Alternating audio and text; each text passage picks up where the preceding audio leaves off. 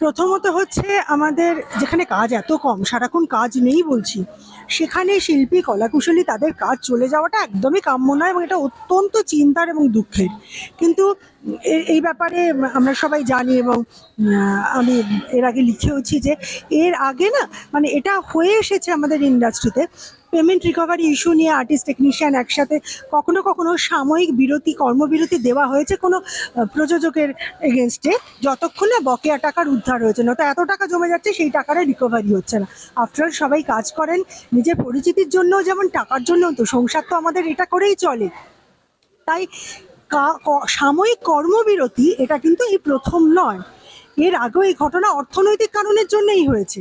এবং বর্তমান ক্ষেত্রে ম্যাজিক মোমেন্টস প্রযোজনাকে কিন্তু সারা জীবনের মতন কেউ কাজ করবে না এ কথা বলা হয়নি, এটাও একটা সাময়িক কর্মবিরতি বলা হয়েছে, যতদিন না এই গোটা ঘটনার সঠিক তথ্য আমাদের সামনে আসছে। সেটা হতে পারে প্রযোজনা সংস্থার তরফ থেকে আমাদের জানাবেন, আশা করা হয়েছিল ওনারাই জানাবেন নিজেরা হয়তো ইনিশিয়েটিভ নিয়ে, কিন্তু সেই সঠিক তথ্য এখনো অর্গানাইজেশন অবধি এসে পৌঁছয়নি।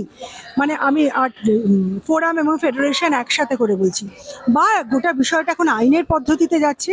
আইন যদি তদন্ত করে সঠিক তথ্য নিয়ে আসে, তাতে যদি দেখা যায় যে আর আমাদের কোথাও একটা নির্দিষ্ট প্রোডাকশন হাউসের সাথে কর্মবিরতি করার প্রয়োজন নেই, তখন থেকে আবার একসাথে কাজ করা হবে।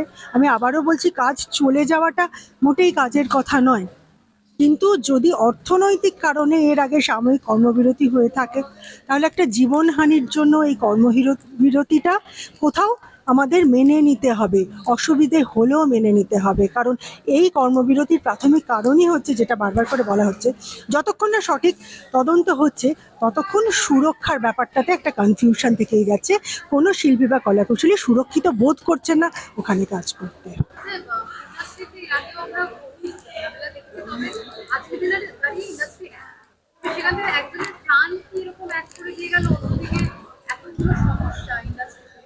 তবে প্রত্যেকের কিন্তু সবাই বলছে হ্যাঁ ঠিক আছে আমরা কাজ করতে, তবে আবার অন্যদিকে বলছে আমাদের বাড়িতে রয়েছে আমরা কিভাবে কাজ হারালে শিখে থাকবো। কেউই কিন্তু মানে বিষয়টার মধ্যে ঠিক কনভিন্স নয়, অন্যদিকে আবার এদিকে প্রশ্ন হচ্ছে আমরা কিভাবে হ্যাঁ, এইটা না খুব মানে মানে খুব নর্মাল একটা রিয়াকশান। সবাই যেমন একদিক থেকে ভীষণভাবে চাইছেন যে এটা সঠিক পূর্ণাঙ্গ তদন্ত হোক, সবাই চাইছেন যে এরকম মৃত্যু না ঘটুক, সবাই চাইছেন এটা যেন আর না হয়। প্যারালালি খুব কম মানুষ আছেন সেইটার কোলাটারাল ড্যামেজের একটা পার্ট হতে মন থেকে মেনে নিতে পারেন। তারা যে পারছেন না এটা তাদের একটা প্রচণ্ড রকমের হিংসুটেপনা, তা একদমই না। কারণ তাকেও ভাবতে হচ্ছে যে পরের মাসে আমি ইএমআইটা কী করে দেবো, ছেলেমেয়ের স্কুলের ফিজটা কী করে দেবো। কারণ আমাদের প্রত্যেকের জীবন ধারণের জন্য টাকার প্রয়োজন হয়। এটা একটা ভীষণ catch-22 সিচুয়েশান, এটা অস্বীকার করার কোনো জায়গা নেই। কিন্তু এটাও ঠিক, প্রতিটা দুর্ঘটনার সাথে একটা কোলাটারাল ড্যামেজ হয়। এটাও ঠিক, সেই প্রযোজনা সংস্থাতেই প্রচুর শিল্পী রয়েছেন, প্রচুর কলাকুশলী রয়েছেন, যারা স্বেচ্ছায় বলেছেন আমরা আর এই কাজটা কন্টিনিউ করতে চাই না। এমন তো নয় যে তাদের সংসার চালাতে হয় না। তাই আমার মনে হয় যারা শঙ্কিত হয়ে পড়ছেন তারা হয়তো সাময়িকভাবে একটা চিন্তাতে শঙ্কিত হয়ে পড়ছেন, আজ কি হবে। এই আজ কি হবে ভাবতে ভাবতেই আমরা কাল সুরক্ষিত করতে পারিনি বলে একটা জীবন চলে গেছে। আমরা শুটিংও সবসময় ভেবেছি আজকে শুটিংটা শেষ করে ফেলি। একটা তোমাদের সঙ্গে বহুবার হয়েছে যে বহুবার হয়েছে, বারবার হয়েছে, এরকম প্রচুর শিল্পীর সাথে হয়েছে, কলাকুশলীদের জীবন চলে গেছে। বারবার বিভিন্ন স্টুডিওতে দেখা গেছে কেউ ছাদ থেকে পড়ে মারা গেছেন, কেউ ইলেকট্রিফাইড হয়ে মারা গেছেন, হয়েছে তো।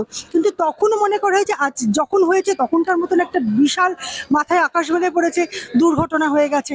আচ্ছা, দুর্ঘটনা তো কেউ ইচ্ছে করে করে না, এই দুর্ঘটনা সত্যিই কেউ ইচ্ছে করে করে না, বাট কী করলে দুর্ঘটনা এড়ানো যেত সেইটা নিয়ে আমরা কখনো ভাবার চেষ্টা করিনি। এই যে তুমি বললে না যে রাহুল আমাদেরকে এক করে দিয়ে গেল কি না, রাহুলের মৃত্যু, রাহুলের চলে যাওয়া কোথাও চোখে আঙুল দিয়ে দেখিয়ে দিল যে এবার থামো, এবার ভাবো, এবার রিথিঙ্ক করো, এবার ভাবো দুর্ঘটনা এড়ানো যায়।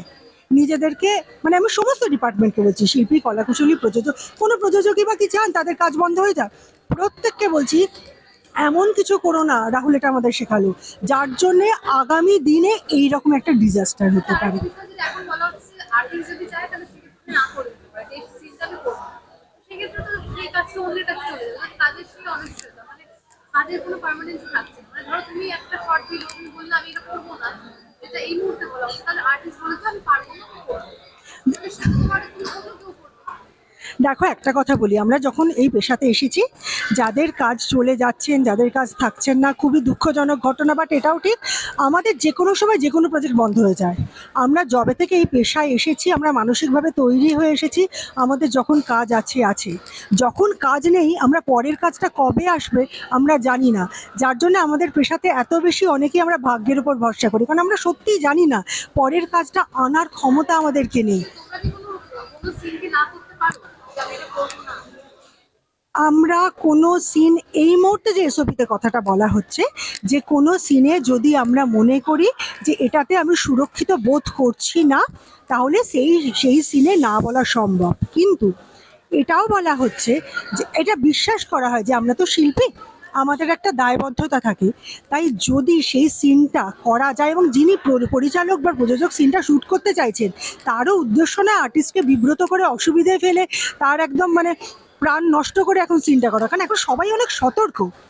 সো তারপরেও যদি গোটা বিষয়টা মনে করে যে, যেমন কারুর আমার ভার্টিগো আছে, আমার যদি 11 ফুট ছাদের ওপরের একটা ধারের সরু কার্নিশে দাঁড়িয়ে শ্যুট করতে বলা হয়, সেটাতে আমি স্বচ্ছন্দ নাই হতে পারি।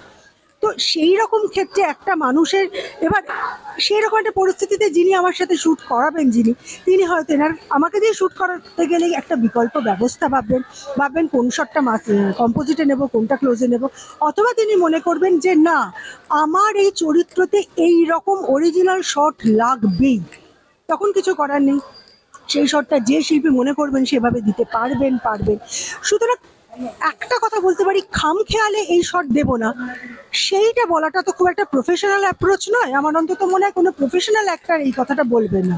কিন্তু জেনুইনলি যদি কারোর কোনো ক্লিনিক্যাল সমস্যা হয়, কেউ যদি সত্যি পেরে না ওঠেন, সে ব্যাপারে আমার মনে হয় তিনি প্রোডাকশনকে বলবেন, এবং তারপরে তো অপশান রইল আমাদের সংগঠন ফোরাম ফেডারেশন, তাদের সাথে হয়তো আলোচনা হবে।